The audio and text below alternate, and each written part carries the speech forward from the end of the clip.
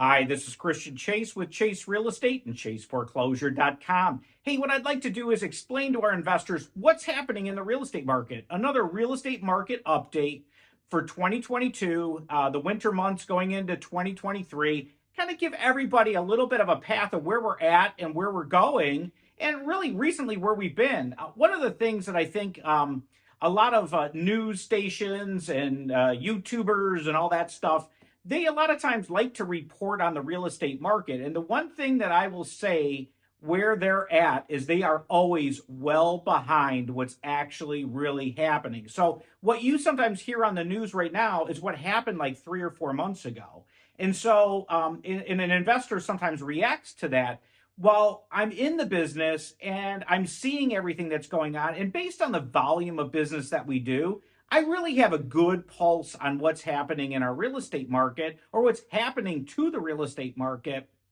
And so I think my insights are absolutely a little bit more valuable than something that you may hear on TV. So earlier this year, we heard all the news about inventory of homes is increasing. And I kept on saying, no, hold on. All the charts and graphs are home inventory keeps plummeting. Maybe in other parts of the country, I always said, in Arizona and maybe Miami or wherever, it was there. The homes where inventory was increasing on the market.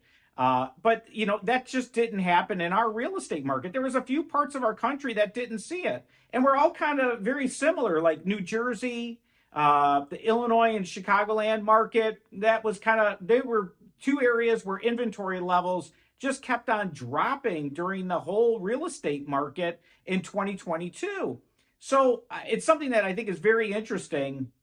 And when you watch the TV and you watch the news, you hear that, oh man, inventory levels are increasing so much. Well, that just wasn't the case. And that still isn't the case. As of today in October, we don't have inventory increasing. We still are on a steady decline on the number of homes coming to market. One other thing that's in the Chicagoland market, we are still in a seller's market. So when an investor comes to me and they say, "Hey, Christian, I didn't have 3 offers on my property in the first week," that's something that I don't expect in a normalized real estate market. And what we're starting to come into right now is what I would consider a normal real estate market.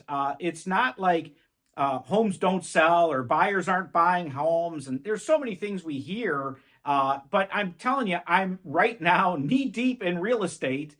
There are still showings on properties.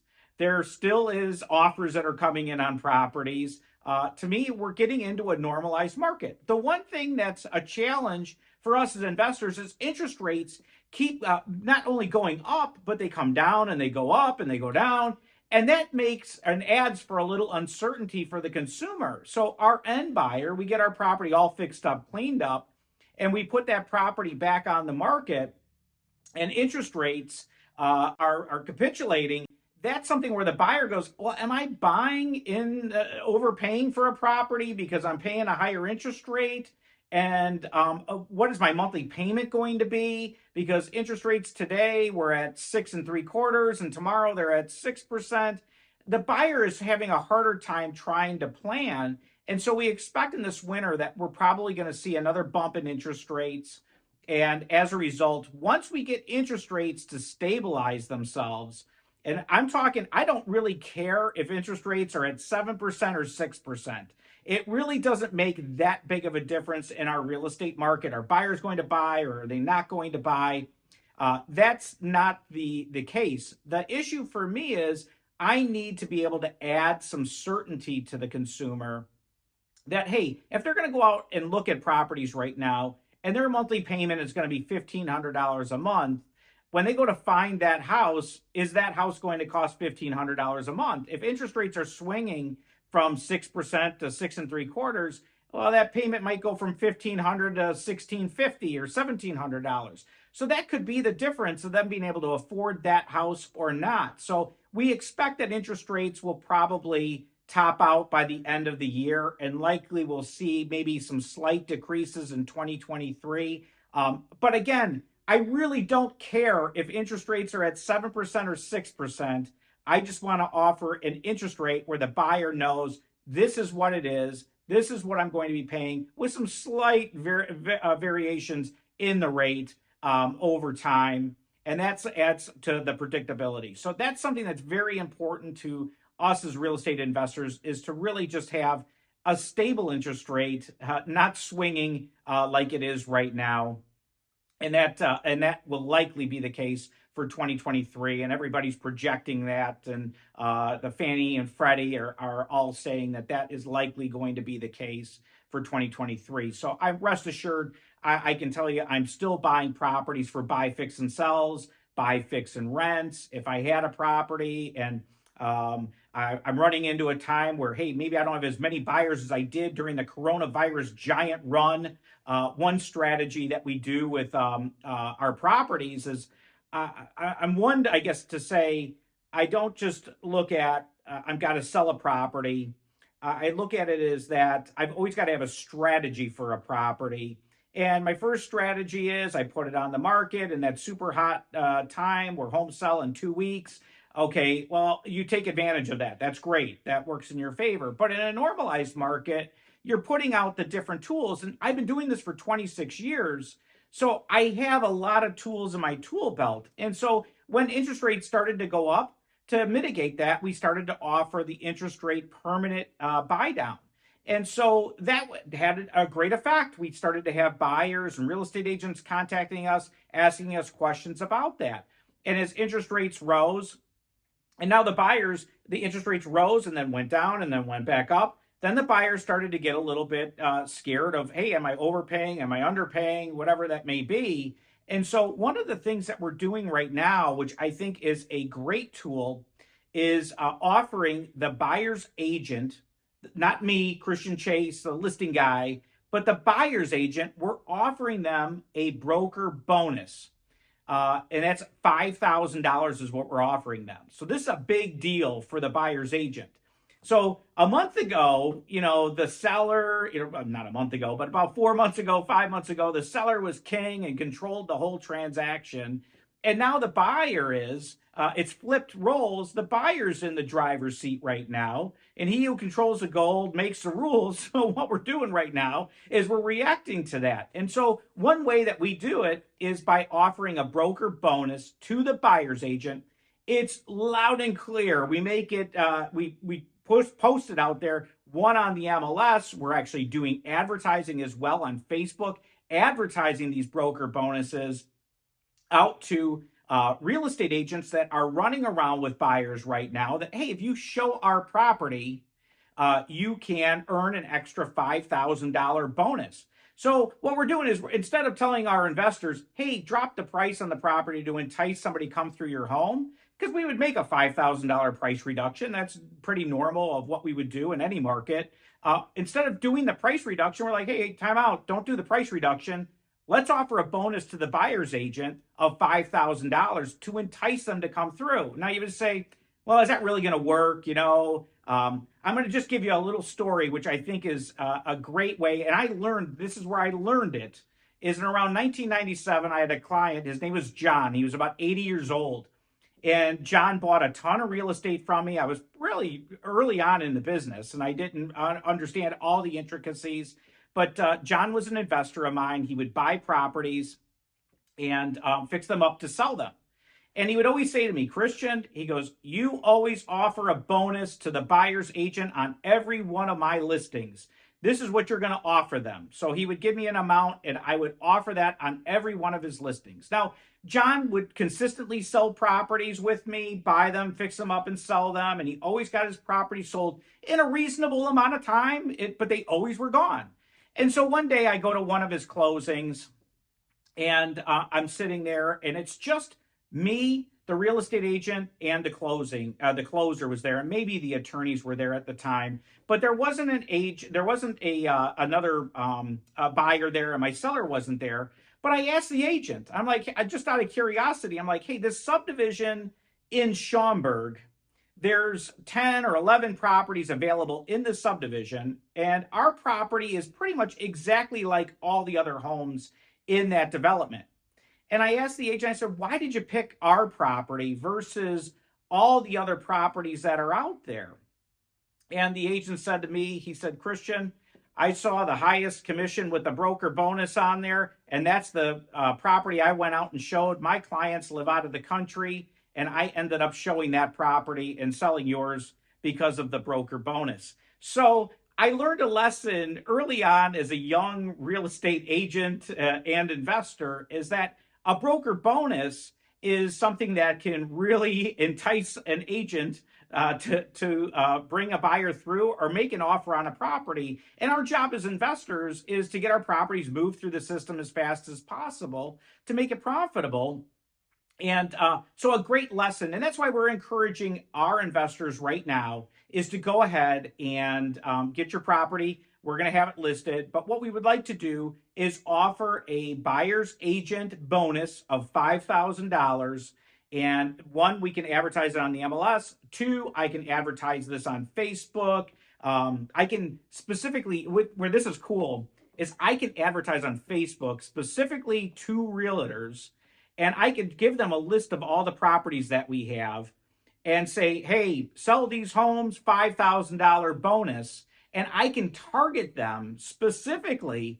And will that motivate these agents? You betcha it will. So I always look at, I was a big fisherman when I was a kid, and I was down in Florida, and we lived right near the Everglades. And I'd go fishing all the time for largemouth bass was the fish, and they all kind of came into these canals that were connected into the Everglades. And I always remember fishing. And one day I'd be out there on my little John boat, and I'd be casting my line out into the canal looking for some largemouth bass. And I'd be fishing with a yellow worm, and I'd cast it out there, and nothing was biting. I'd be reeling in and nothing. But the one thing that I started to learn is I had to sometimes change the color of the lure to end up getting the bass to bite. And that's all we do in real estate. Everything that I do, I think I could write a book about real estate and how fishing and real estate are together as one. And that's all we do. Is all you have to do is you got to make sure, though, that you've got different baits or different lures to be able to use to be able to market property. And that's something that I think that I've really been good at over all these years is if there's a will, there's a way. If there's a passion for it, and I genuinely love real estate. I love a challenge. That's the one thing that I like the most is even our slogan for Chase Real Estate is how the game is won. There's a reason behind that is real estate is definitely a game, and it's exciting. And all you have to do is look at it that way. And I think being part of our group and working with us is one, that we're passionate about it. Two, we've got a long time of doing it. And I'll tell you one thing, I got a lot of lures in my tackle box that I could grab out at any one given moment. And there's really not too many surprises. And like I said, the only time I've ever really been kind of stumped in real estate was right after September 11th of 2001. At that point, I was like, man, what in the world do we do? How do we react to this? It was just so fast. It happened all at once. It was like, what do you do? And we, at that point is where I really I created Chase Rental during 2001. So something, a bad event obviously came out. Something good came out of it for our business is I created Chase Rental, and I was renting properties at that time.